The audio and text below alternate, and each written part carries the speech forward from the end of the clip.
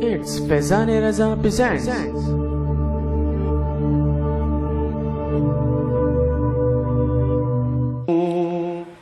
اعوذ باللہ من الشیطان الرجیم بسم اللہ الرحمن الرحیم. خواتین و حضرات السلام علیکم ورحمۃ اللہ وبرکاتہ ومغفرتہ. پروگرام احکام شریعت کے ساتھ ایک دفعہ پھر شرف حاضری حاصل ہے، اور جیسے کہ آپ جانتے ہیں کہ ہم فقہ حنفی کی روشنی میں اس پروگرام میں تسلسل سے بالترتیب مسائل آپ کی خدمت میں جتنی تفصیل کی ضرورت ہوتی ہے اور عام فہم انداز سے بیان کرنے کی کوشش کرتے ہیں. پہلے ہم نے عبادات کا معاملہ لیا ہے. ایک تو میں جو ہمارا پہلے احکام شریعت چلتا رہا ہے تو بہت تفصیل سے مسائل ہم بہت آگے تک لے گئے تھے، اور وہ چونکہ ابتدائی دور بھی تھا اور اس میں بہت سارے لوگ ایسے بھی تھے جنہوں نے بہت بعد میں کیو ٹی وی کو باقاعدہ جوائن کیا. اب تو ماشاءاللہ اس کی ویورشپ کروڑوں میں پہنچی ہوئی ہے، تو اس لیے بہتر محسوس ہوا کہ کچھ مسائل اثر نو ذکر کیے جائیں جو بہت ہی بنیادی مسائل ہیں، جن پر ہماری اکثر عبادات کا دار و مدار ہے، اور ہماری عوام اکثر معلومات کی کمی کی بنا پر ان عبادات یا ان مسائل سے غافل ہونے کی بنا پر ان عبادات کو کامل طریقے سے اللہ تعالیٰ کی بارگاہ میں پیش کرنے سے قاصر رہتی ہے. بعض لوگ تو ایسے بھی ملتے ہیں کہ جو ایک طویل عرصے تک عبادات کرتے رہے ہیں، لیکن بعد میں مسائل سیکھنے کے بعد انکشاف ہوا کہ ان سے ایسی غلطیاں سرزد ہوتی رہی تھیں کہ جس سے عبادت مارز وجود میں نہیں آئی، یعنی نماز کی شرائط میں کوتاہی ہو رہی تھی، اور اس طریقے سے نماز کی شرائط پوری نہ کرنے کی بنا پر وہ نماز کو برباد کر رہے تھے. اس لیے بہت ضروری ہے کہ ان مسائل کو سیکھا جائے. کچھ عرصہ میں تھوڑا کہیں پہ آؤٹ آف سٹی تھا، تو اس وجہ سے آپ کی خدمت میں حاضری کا شرف حاصل نہ کر سکا. تو انشاءاللہ ہم اپنے مسائل کے سلسلے کو تھرسڈے سے جمعرات سے کنٹینیو کریں گے. یہ چونکہ ربیع الثانی کا مہینہ ہے اور سیدنا شیخ عبد القادر جیلانی رضی اللہ تعالی عنہ کی نسبت سے اس کو جانا پہچانا بھی جاتا ہے، اور چونکہ ہمارا تعلق علم سے زیادہ ہے اور علمی خدمات الحمدللہ اللہ تبارک و تعالی نے مجھے ایسا لگتا ہے کہ ہماری قسمت میں لکھی ہیں الحمدللہ، اور بہت میں اس پہ شکر گزار بھی ہوں. تو اس حوالے سے تھوڑا سا میں شیخ عبد القادر جیلانی رضی اللہ تعالیٰ عنہ کے بارے میں کچھ عرض کرنا چاہوں گا کہ آپ نے سنا ہوگا مختلف قسم کے القابات کے ساتھ لوگ اس عظیم ترین ہستی کا ذکر کرتے ہیں. کوئی کہتا ہے جی پیران پیر دستگیر ہیں، کوئی کہتا ہے غوث پاک ہیں، کوئی کہتا ہے غوث اعظم ہیں، قطب ربانی، پیر لاثانی وغیرہ وغیرہ، بہت سارے القابات کے ساتھ ذکر کرتے ہیں. لیکن شاید آپ نے یہ پہلی دفعہ، بہت سارے لوگ پہلی دفعہ سن رہے ہوں گے کہ مفتی شیخ عبد القادر جیلانی رضی اللہ تعالیٰ عنہ. ہم لوگ حیران ہوتے ہیں کہ شاید مفتی، ان کے ساتھ مفتی لگ گیا، بڑی عجیب سی بات ہے. شاید یہ ہمارا ذہن بن چکا ہے یا بنا دیا گیا ہے کہ پیر، شیخ، روحانی تربیت کرنے والا یہ الگ ہے، اور عالم اور مفتی یہ الگ لوگ ہوتے ہیں، الگ گروپ ہوتا ہے، اور یہ دونوں آپس میں مل نہیں سکتے ہیں. حالانکہ آپ کی معلومات کے لیے عرض کر دوں کہ یہ عقائد کی کتابوں میں واضح طور پہ مسئلہ لکھا ہے کہ اللہ تبارک و تعالیٰ کسی جاہل کو ولایت دیتا ہی نہیں ہے. ہر ولی عالم ضرور ہوتا ہے، ہر عالم ولی ہو یہ ضروری نہیں ہے، لیکن ہر ولی عالم ضرور ہوگا، جاہل تو ولی بن ہی نہیں سکتا ہے. تو لہٰذا معلوم یہ ہوا کہ جو صحیح کامل پیر ہوگا، واقعی وہ شیخ ہوں گے اور واقعی وہ روحانی تربیت کرنے کی صلاحیت رکھتے ہوں گے، وہ عالم ضرور ہوں گے. تو جتنے بھی ہمارے اولیاء اعظام گزرے ہیں، اب ہوتا یہی ہے کہ ہم ان کی زندگی کے ایک پہلو کو یا ان کی شخصیت کے ایک پہلو کو اتنا زیادہ نمایاں کرتے ہیں کہ لوگ بس اسی جہت سے ان کو دیکھنا پسند بھی کرتے ہیں، یا ذہن بن جاتا ہے کہ اسی جہت سے ان کا ذکر کیا جائے. مثال کے طور پہ ہم ان کے بیعت کرنے کے مسائل، روحانی تربیت کے مسائل، کرامات کے جو معاملات ہوتے ہیں، ان کی عبادات اور ریاضات کے تذکرے، بس یہی بیان کرتے رہتے ہیں. تو ہمارا ذہن بن جاتا ہے کہ جتنے بھی اللہ کے ولی گزرے ہیں شاید ان کا ظاہری علوم سے کوئی خاص تعلق نہیں ہوتا ہے، بس وہ عبادت کرتے ہیں، ریاضت کرتے ہیں اور اللہ تعالیٰ کو راضی کر لیتے ہیں، پھر لوگوں کی تربیت کرنا شروع کر دیتے ہیں. حالانکہ آپ تھوڑا سا غور کیجئے کہ جو شخص علم دین کی دولت سے مالا مال نہ ہو، کیا وہ عبادات کامل طریقے سے ادا کر سکے گا؟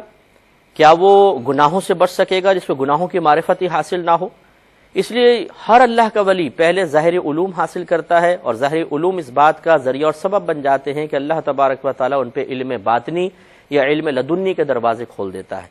بعض جاہل ہی کہتے ہیں کہ جی دعا کریں اللہ تعالیٰ ہمیں علم لدنی عطا فرما دے، اور ان بیچاروں کو کیا سمجھائیں کہ آپ کو علم لدنی براہ راست اس وقت تک نہیں مل سکتا جب تک کہ علم ظاہر آپ کے پاس نہیں ہوگا، کہ وہ اس کے لیے بنیاد ہے۔ اس پہ میں کلام کرتا ہوں، کالر منتظر۔ السلام علیکم۔ وعلیکم السلام ورحمۃ اللہ وبرکاتہ۔ جی حضرت، میرا سوال ہے کہ نا وہ جو سجدہ تلاوت اگر کسی کے اتنے زیادہ ہوں تو وہ کسی طرح کرنے، یعنی کہ یاد کر کے؟ اچھا ٹھیک ہے۔ اور میں آپ کے پروگرام بہت شوق سے دیکھتا ہوں، درس بخاری شریف اور الحدیث، ماشاءاللہ بہت ہی لمحہ حاصل ہوتا ہے۔ دوسروں کو دیکھنے کی ترغیب بھی دیا کریں تاکہ آپ کے لیے ثواب جاریہ بھی ہو۔ جی بہت شکریہ، بہت شکریہ۔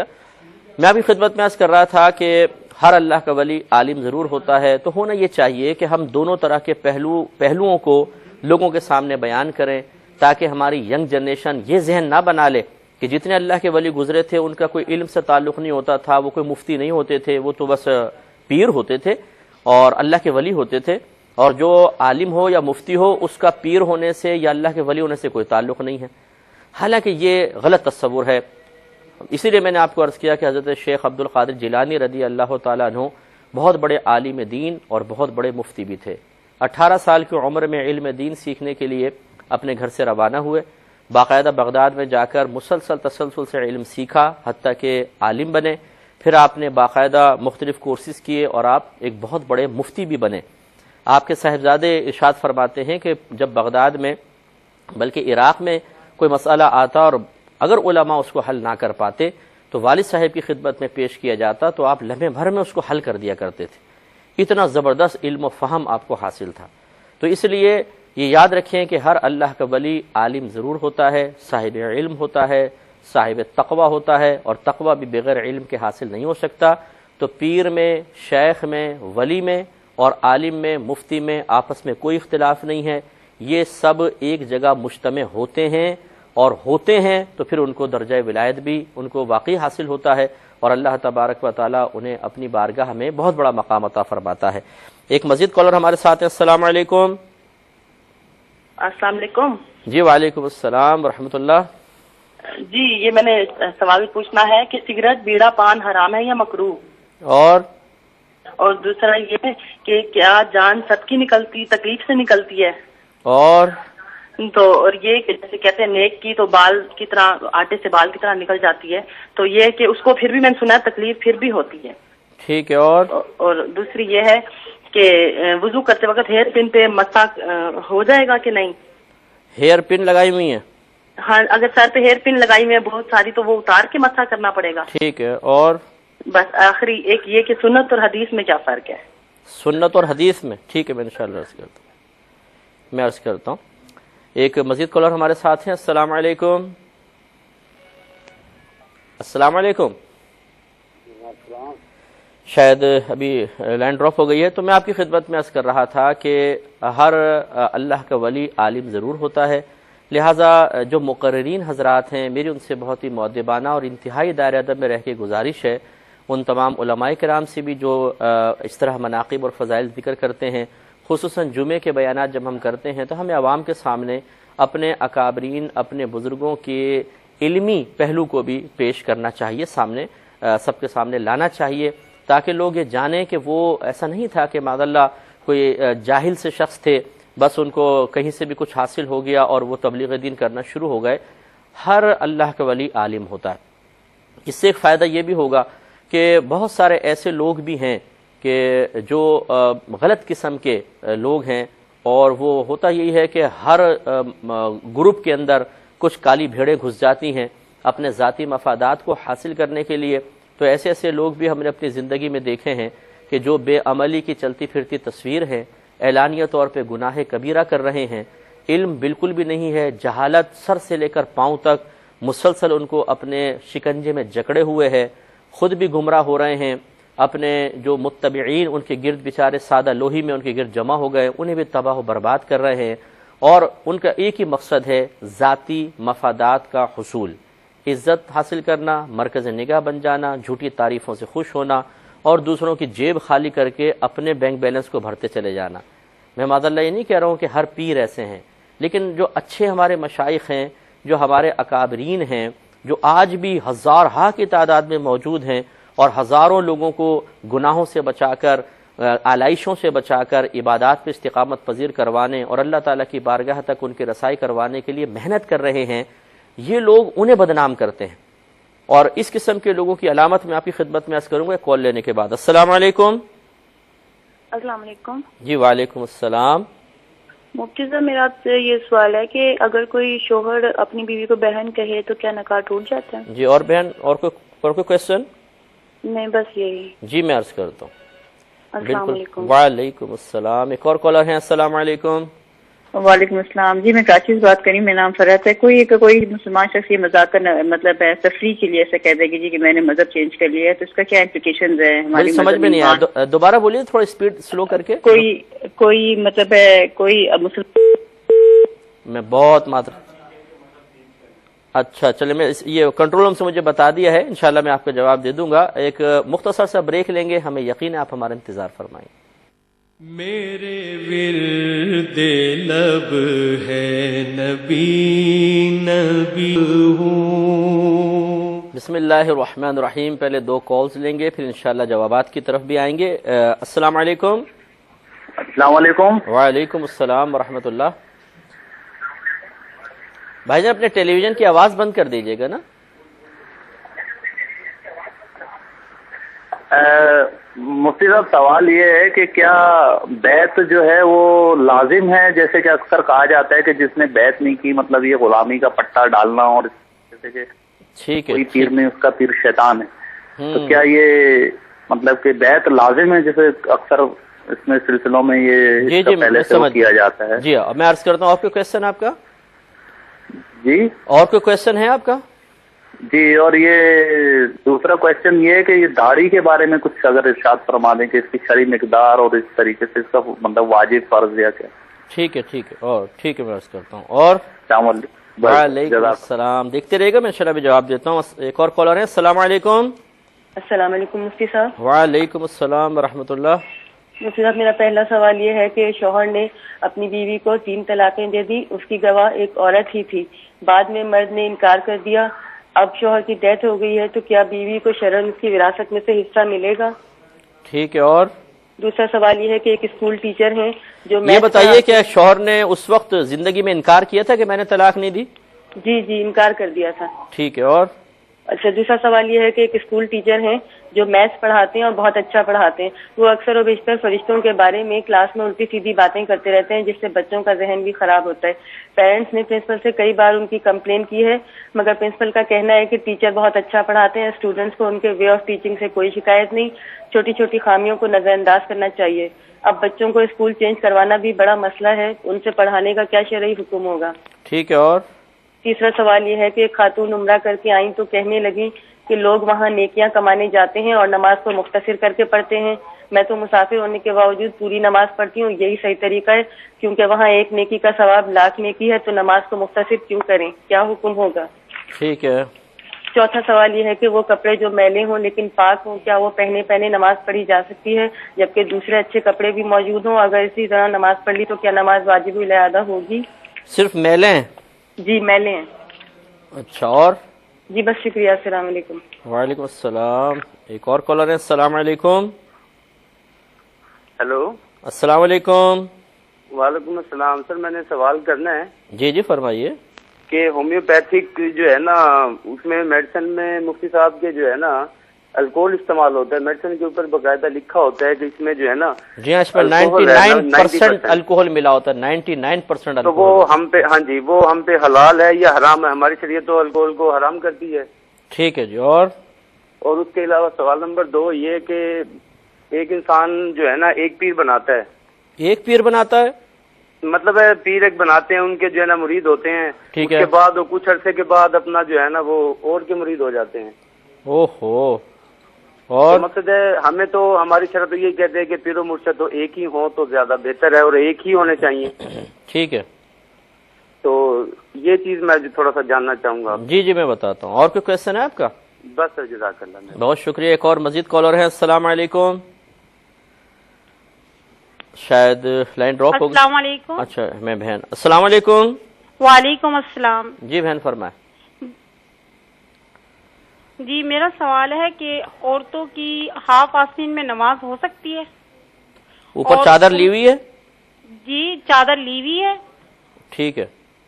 اور نا آستین کہاں تک ہونے چاہیے؟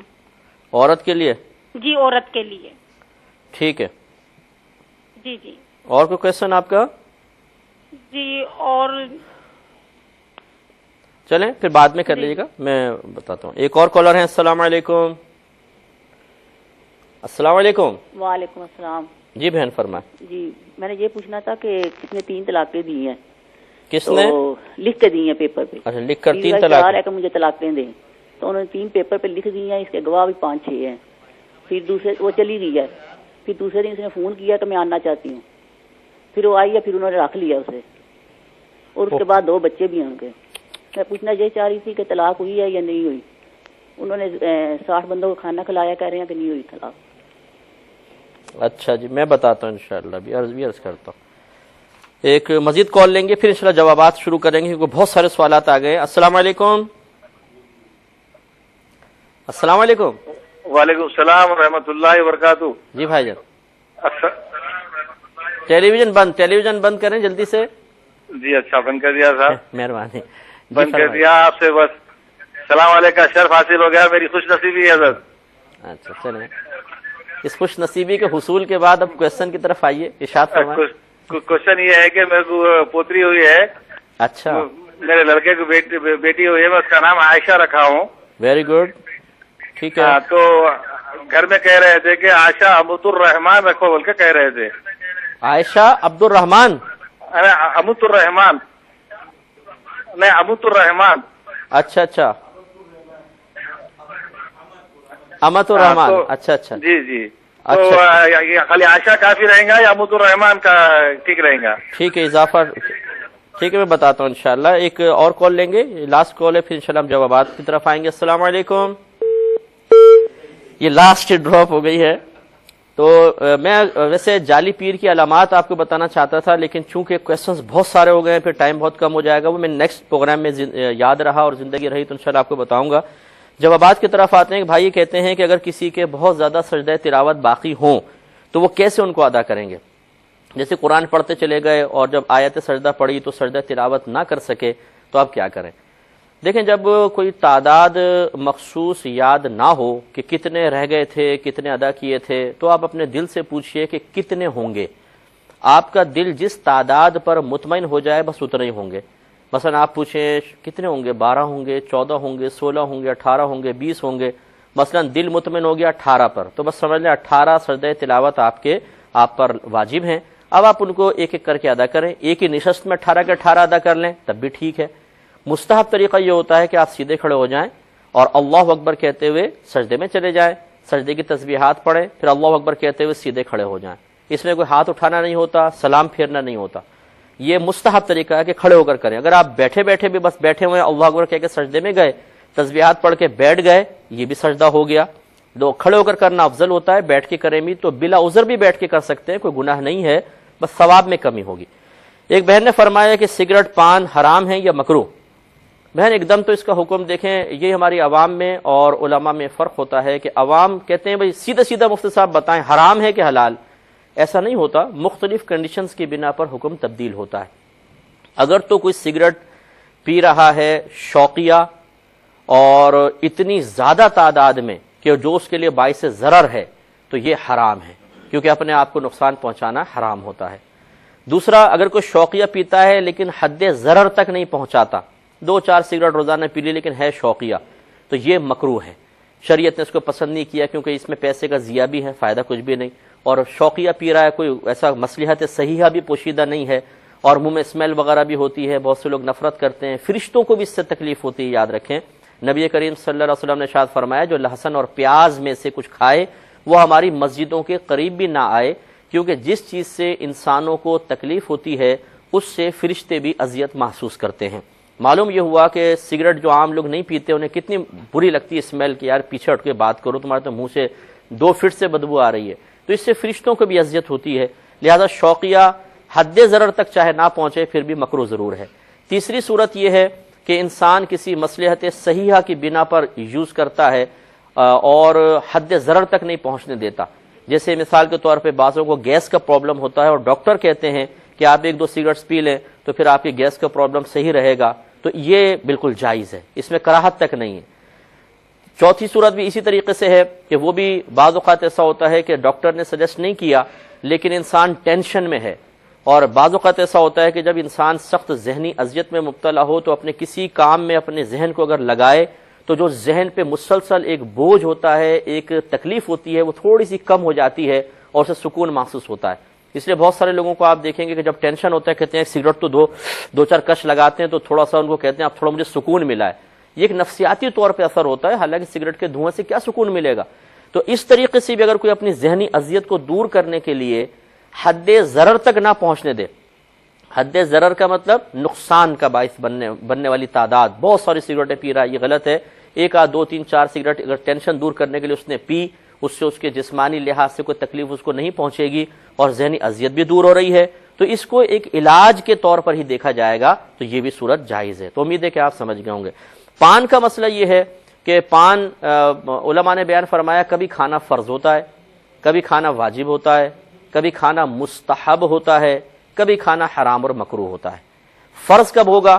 جب زندگی میں مثال کے طور پہ ماں باپ نے کہا کہ بیٹا ہمارا حکم ہے کہ تم پان کھا لو 1 دفعہ، اب ماں باپ کا حکم ماننا فرض ہے تو پھر یہ پان کھانا فرض ہو جائے گا۔ واجب اسی صورت میں ہوگا کہ آپ کو یقین ہو کہ مثلا کوئی ایسی محفل مجلس ہے کہ ماں باپ چاہتے ہیں بیٹا پان کھا لے، اور آپ کو یقین اگر نہیں کھاؤں گا ماں باپ کی دل آزاری ہوگی، تو واجب ہے کہ پھر پان کھا کر ان کا دل خوش کر دیا جائے۔ اسی طریقے سے اگر شوہر بیوی کو حکم دے کہ بھی پان کھاؤ کسی صحیح مصلحت کی بنا پر، نہ یہ کہ وہ حد ضرر تک پہنچائے، تو پھر یہ بھی واجب ہو سکتا ہے۔ مستحب اس صورت میں ہوگا، علماء نے بیان فرمایا جب خوشبودار تمباکو والا پان کھایا جائے کہ جس سے اس منہ میں ایسی خوشبو ہو جائے کہ جس سے گفتگو کریں اس کو بھی خوشبو پہنچے، یا بعض نے لکھا ہے کہ اگر شوہر بیوی کی خوشنودی کے لیے کہ چلے ہم بات کریں گے اس کو اسمیل محسوس نہ ہو، وہ اس نے تمباکو ایسا کھایا کہ جو خوشبودار تمباکو ہوتا ہے، تو یہ مستحب ہے، اس پہ باقاعدہ بلکہ ثواب ملے گا۔ اور چوتھی صورت ہے حرام اور مکروہ کی۔ مکروہ وہ صورت کہ گندا تمباکو کھایا بدبودار قسم کا جس سے سب کو اسمیل پہنچ رہی ہے، اور اگر اتنی حد تک کھایا کہ وہ حد ضرر تک پہنچ جائے کہ کینسر کی طرف لے جائے یا پتھری کی طرف لے جائے، جیسے منہ میں پان کے بیڑے رکھے ہوتے ہیں، گفتگو تک کرنے کا موقع نہیں، وہ کرتے رہتے ہیں اور منہ کے چھینٹے سامنے والے پہ گرتے ہیں اور دانت کے اندر ریخیں جم جاتی ہیں، اور خصوصاً بہرحال چلے میں نہیں کہتا ہوں کچھ لوگ ناراض ہو جائیں گے، جو اللہ تعالیٰ اور اس کے رسول کا نام لینے والے ہیں باقاعدہ انہیں تو چاہیے اپنے دانتوں کو تھوڑا صاف کر کے رکھیں۔ اتنا عجیب و غریب لگتا ہے کہ جب کیمرہ منہ کے اوپر آئے اور گندے دانتوں کے ساتھ آدمی اللہ اور رسول کا نام لے رہا ہو، تو بہرحال میں بڑی معذرت چاہتا ہوں کوئی ایسے بھائی کو برا نہ لگے، معاف کیجیے گا، لیکن خود احتیاط کرنی چاہیے۔ ایک مختصر سا بریک لیں گے، ہمیں یقین ہے آپ ہمارا انتظار فرمائیں گے۔ عشق رسول ہوں۔ بسم اللہ الرحمن الرحیم۔ تو پان کا میں نے آپ کو مسئلہ بتایا۔ ایک بھائی نے ہمارے کنٹرول روم سے کویسچن کیا کہ کیا میٹھا پان شوقیہ کھا سکتے ہیں کبھی کبھار؟ تو جی ہاں، اس میں کوئی حرج نہیں ہے، بس عادت نہ بنے تو کبھی کبھار کھانے میں میٹھا وغیرہ جیسے ہوتا ہے، کبھی کبھار میں بھی کبھی کبھار شوقیہ سونف خوشبو الائچی کے جیسے پان کھا لیا، خوشبو منہ میں ہو جاتی ہے، ورنہ عادت نہ بنے یہی بہتر ہے۔ ایک بہن نے فرمایا کہ نیک آدمی کی جان بھی کیا تکلیف سے نکلتی ہے یا سب کی ایسی ہوتی ہے؟ سنا ہے کہ نیک آدمی کی روح ایسے نکالی جاتی ہے جیسے آٹے میں سے بال نکال لیا جاتا ہے۔ دیکھیں اصل میں مسئلہ یہ ہے کہ نمبر 1 کافر ہو، مشرک ہو، بد مذہب ہو یا گناہ گار ہو، ان کے لیے تو یہ لازم ایک قانون سمجھ لیں اللہ تعالیٰ کی طرف سے ہے کہ ان کی روح اذیت کے ساتھ ہی نکلے گی، شدید تکلیف ہوگی۔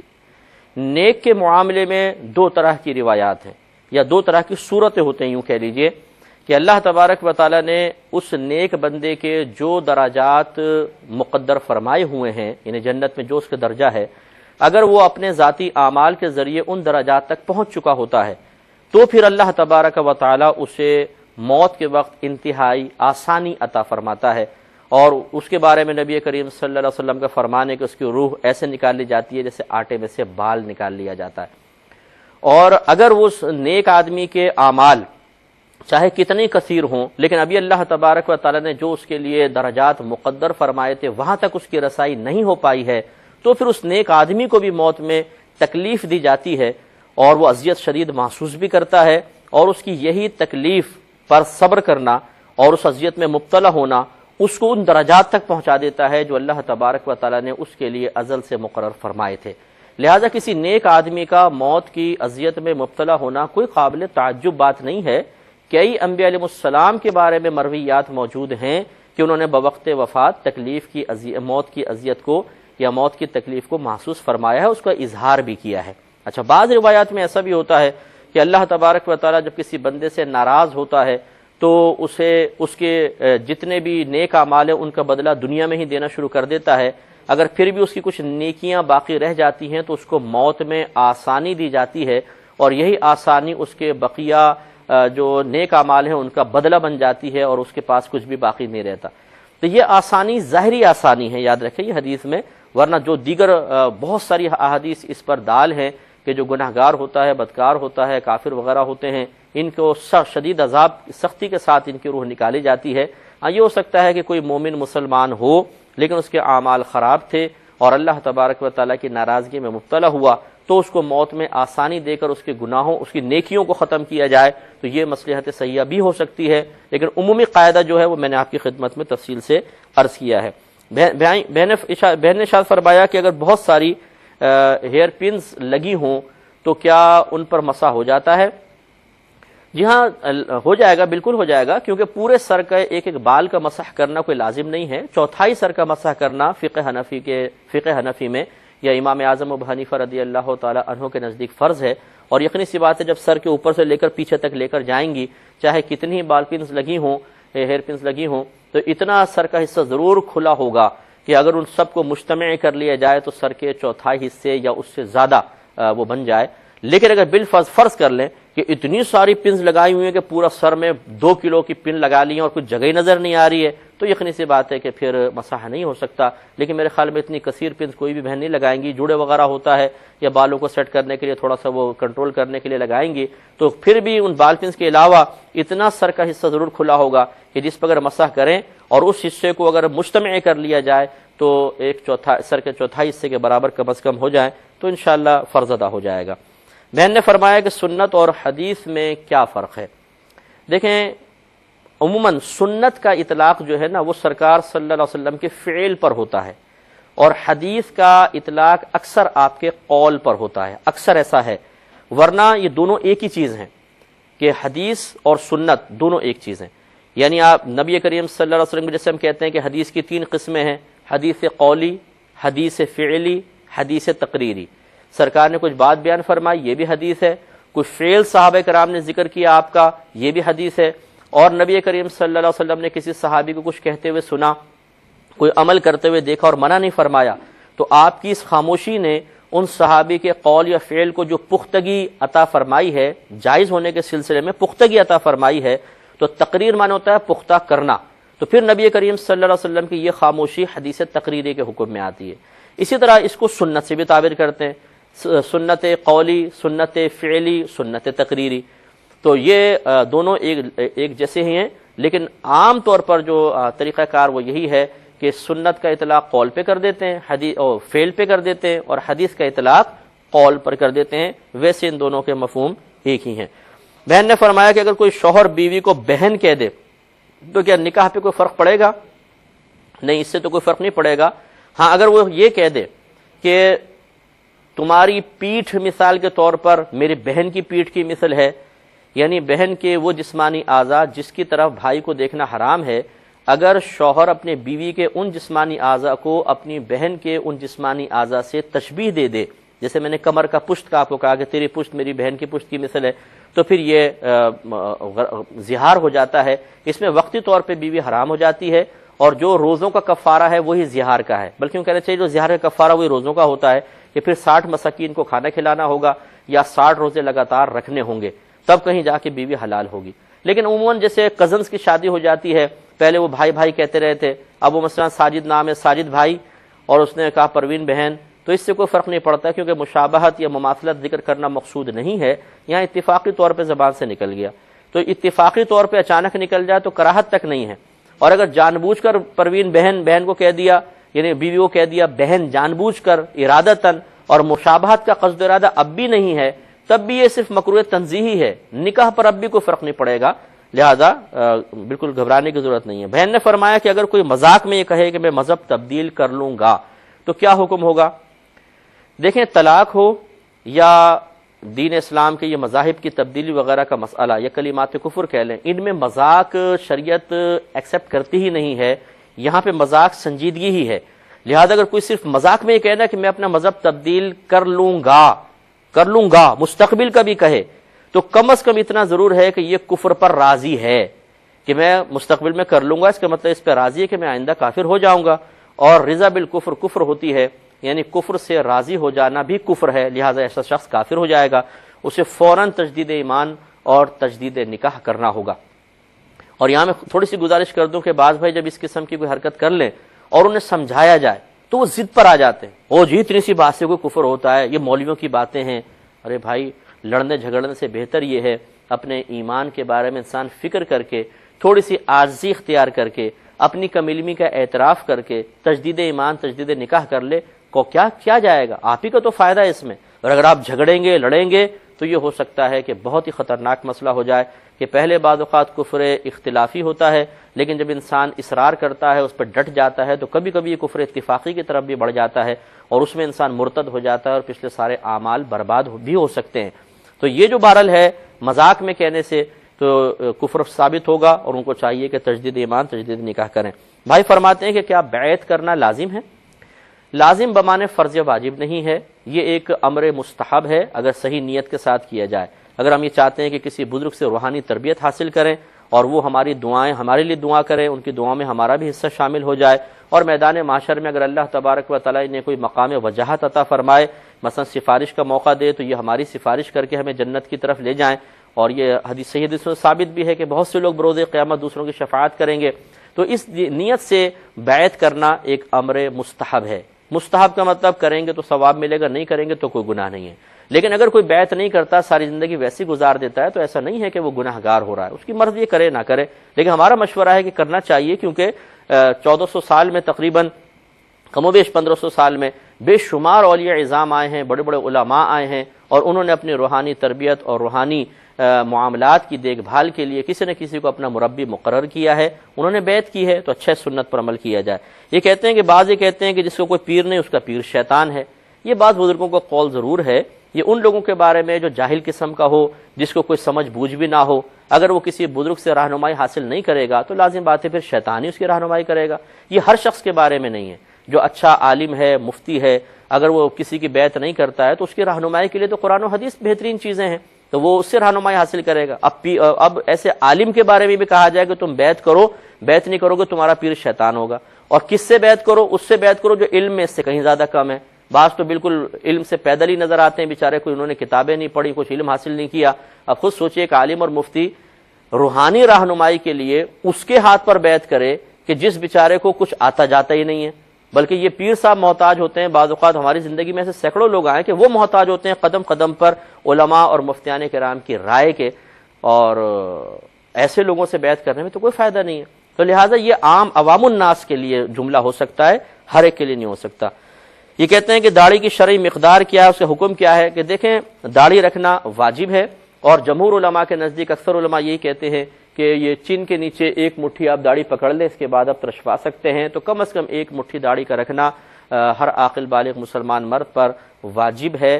بعض نے سنت مؤکدہ کا قول بھی کہا ہے، لیکن اکثر واجب کا قول کہتے ہیں۔ محتاط علماء محققین واجب کا قول کہتے ہیں، اس لیے بہتر ہے کہ ایک مشت داڑھی ہونی چاہیے۔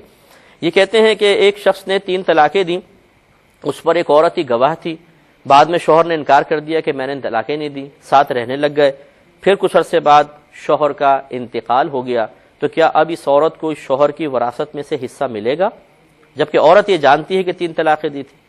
دیکھیں، مسئلہ یہ ہوتا ہے کہ 2 چیزیں، 2 لفظ یاد رکھیے گا، ایک قضاء کہلاتی ہے، ایک دیانت کہلاتی ہے۔ اللہ تبارک و تعالی ہر چیز کو جانتا ہے، تو جب ہم کہتے ہیں عند اللہ ایسا ہے، اللہ کے نزدیک اللہ تعالیٰ جانتا ہے، تو اس کو دیانت سے تعبیر کرتے ہیں. اور قضا کا مطلب ہوتا ہے دنیاوی فیصلہ. تو دنیاوی فیصلے کے اعتبار سے جب ہم کوئی چیز دیکھ رہے ہوتے ہیں تو اس کو قضا سے تعبیر کرتے ہیں. قضا میں لازم سی بات ہے جب انسان فیصلہ کر رہا ہے تو ظاہر کو دیکھ کے فیصلہ کرے گا. اور دیانت کا تعلق چونکہ اللہ تبارک و تعالیٰ سے، اور اللہ تعالیٰ تو ہر باطنی چیز کو جانتا ہے، لہٰذا فیصلہ اس باطنی معاملے پر ہوگا. لہٰذا معلوم یہ ہوا اس تفصیل کے بعد، اگر شوہر نے 3 طلاقیں دی تو بیوی اگر کہتی ہے 3 طلاقیں دی تو بیوی پر لازم ہے کہ گواہ پیش کرے، اور گواہ کے لیے 2 مرد یا 1 مرد اور 2 عورتیں چاہیے. ایک عورت کی گواہی کافی نہیں ہے. لہٰذا اگر شوہر یا تو خود اقرار کر لے ہاں میں نے 3 طلاقیں دی ہیں، ہو جائیں گی 3، یا بیوی گواہ پیش کرے. جب یہ دونوں چیزیں نہیں ہیں تو قضاءً فیصلہ یہ ہوگا کہ یہ عورت اس شوہر کی بیوی ہی ہے اور یہ ساتھ رہ سکتے ہیں. اگرچہ بیوی اپنے آپ کو دور رکھنا چاہے تو بہت اچھی بات ہے کہ میرے سامنے تم نے 3 طلاقیں دی، اب جھوٹ بول رہے ہو، بیوی دور ہٹ جائے تو یہ بہت اچھی بات ہے، وہ اپنے آپ کو بچائے. لیکن اگر بیوی بالفرض قاضی کا فیصلہ قبول کرتے ہوئے شوہر کے ساتھ رہے گی تو بالکل جائز ہے. دیانتاً اللہ تعالیٰ کے نزدیک 3 طلاقیں واقع ہیں کیونکہ اللہ تعالیٰ جانتا ہے. اچھا، اب چونکہ قضاءً یہ فیصلہ ہو گیا، شوہر نے انکار کیا، بیوی گواہ پیش نہیں کر سکی، میاں بیوی کی حیثیت ہو گئی، تو وراثت کا معاملہ بھی قضاءً ہی ہوتا ہے، دیانتاً تو نہیں ہوتا. تو لہذا جب قضاءً یعنی دنیاوی قانون کے اعتبار سے ہم دیکھیں گے شوہر کا انتقال ہوا، یہ بیوی ساتھ رہتی تھی، میاں بیوی تھے، تو بالکل وراثت میں سے حصہ دار بھی ہوگی. یہ کہتے ہیں کہ ایک حساب کے ٹیچر ہیں، وہ فرشتوں کے بارے میں بہت الٹی سیدھی باتیں بچوں کے سامنے کہتے ہیں. جب پرنسپل سے شکایت کی جاتی ہے وہ کہتے ہیں کہ بھئی پڑھاتے تو بہت اچھا ہے، ہم کیا کریں، لہٰذا ہم اس ٹیچر کو ضائع نہیں کر سکتے ہیں. بچوں کو چاہیے کہ وہ مطلب ان کی ٹیچنگ سے فائدہ حاصل کریں، ان چیزوں کو نہ دیکھیں. کیا حکم ہوگا، ان سے پڑھوائیں کہ نہ پڑھوائیں؟ دیکھیں، اگر تو کوئی اور اچھا اسکول موجود ہے تو بہت بہتر ہے کہ اس قسم کے استاد سے باہر نکالا جائے، کیونکہ حساب کتاب بہتر ہو جانے سے کوئی جنت کا سرٹیفکیٹ نہیں مل جائے گا. اگر بچے کے شروع سے عقائد ہی غلط ہو گئے اور وہ بدتمیز قسم کا ہوا، اور یاد رکھیں کہ 7 سال کا جب بچہ ہو جاتا ہے تو اس کا کفر اور اسلام معتبر ہوتا ہے. جیسے حضرت علی کرم اللہ وجہ الکریم نے 7 سال کی عمر میں تقریباً اسلام قبول کیا، اور نبی کریم صلی اللہ علیہ وسلم نے آپ کے اسلام کو مانا ہے. یہ نہیں کہ بلوغت کے بعد فرمایا تو بچپن کا اسلام تو دوبارہ کلمہ پڑھیں 7 سال کی عمر میں. تو اس سے علماء نے فقہاء نے مسئلہ نکالا کہ 7 سال کی عمر کا بچہ اگر کلمہ کفر زبان سے نکالے گا تو اس کے اوپر بھی کفر کا حکم لگایا جائے گا.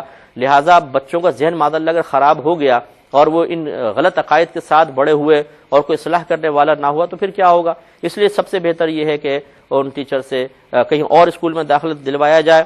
لیکن اگر مجبوری ہے تو پھر آپ پرنسپل سے سختی سے بات کریں. یہ بھی نہیں ہو سکتا تو پھر بچوں کو اپنے کم از کم بچوں کو اتنی اچھی تربیت دیں، ان کو عقائد اتنے مضبوط کر دیں کہ جب استاد اس قسم کی کوئی باتیں کرے تو بچے پرواہ ہی نہ کریں.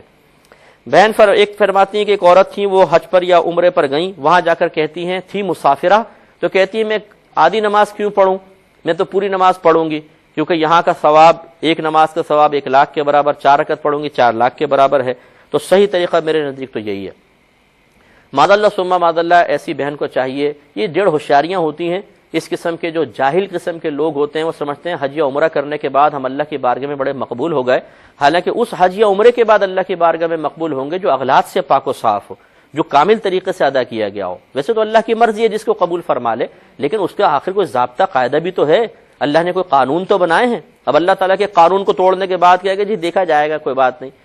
حضرت عمر فاروق رضی اللہ تعالیٰ عنہ نے نبی کریم صلی اللہ علیہ وسلم سے پوچھا تھا، یا رسول اللہ صلی اللہ علیہ وسلم، قرآن میں تو یہ ہے کہ جب تمہیں کافروں کا فتنہ محسوس ہو تو نماز کو آدھا کر کے پڑھ لو، قصر کے ساتھ پڑھو، اور اب اسلام کو اللہ نے تقویت عطا فرما دی ہے، تو کیا اب ہم پوری نماز نہ پڑھیں سفر میں؟ نبی کریم صلی اللہ علیہ وسلم نے فرمایا کہ عمر، یہ نماز کا قصر کیا جانا اللہ تعالیٰ کی طرف سے تمہارے لیے ایک صدقہ ہے، ایک تحفہ ہے، اس کو قبول فرماؤ، اسے قبول کرو. تو صحابہ کرام علیہم الرضوان مکے مدینے میں رہنے کے باوجود، مطلب جو مسافر باہر سے آتے تھے، صحابہ تو باہر کے بھی تھے، وہ قصر نمازیں پڑھتے تھے.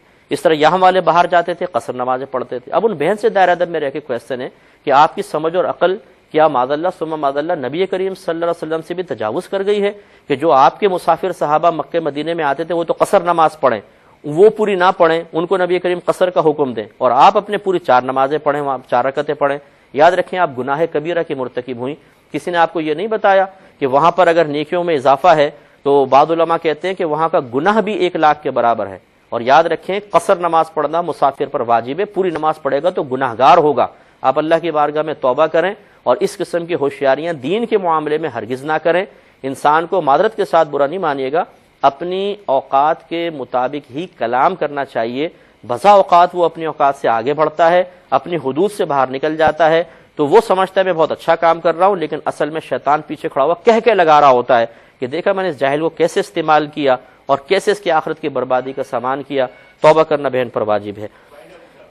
تو اب چونکہ کچھ کویشچن ابھی رہتے ہیں، لیکن میں بڑی معذرت چاہتا ہوں کہ چونکہ ٹائم بہت کم رہ گیا ہے، تو میں ان کے جوابات انشاءاللہ جمعرات کو دوں گا، رات 10 سے 11 پروگرام ہمارا ہوگا، اس میں ملاحظہ فرما لیجیے گا، پہلے ان کے جوابات دیں گے، پھر دوسرے کویشچنس کے جوابات ہوں گے۔ ہماری ای میل ایڈریس میرا چل رہا ہوگا آئی ڈی، اس کو آپ ملاحظہ فرمائیں، نوٹ کر لیں۔ اگر چاہیں کوئی آپ کا ایسا مسئلہ کہ جو بہت ارجنٹ ہو، بہت ہی ایسا مسئلہ جو کسی اور کتابوں وغیرہ سے حل نہ ہو رہا ہو، تو ضرور ہمیں آپ اعتماد کے ساتھ بھیجیں، میں خود اس کو پڑھتا ہوں اور انشاءاللہ ہم جواب دینے کی کوشش بھی کریں گے۔ لیکن ہماری گزارش ہے کہ یہ صرف میں نے اس لیے عرض کیا ہے کہ بہت سارے بھائی بہنوں نے ہم سے کہا کہ ہمارے طلاق کے مسائل تھے، کفر کے مسائل تھے، اور وہ فوری طور پہ حل نہ ہو سکے تو بڑی پیچیدگیاں پیدا ہوئیں، تو اس لیے پھر ہم یہ ای میل ایڈریس چلا دیتے ہیں۔ آپ اگر صرف نماز روزے کے چھوٹے چھوٹے مسائل پوچھیں گے تو ہمارے لیے جواب دینا بہت مشکل ہو جائے گا۔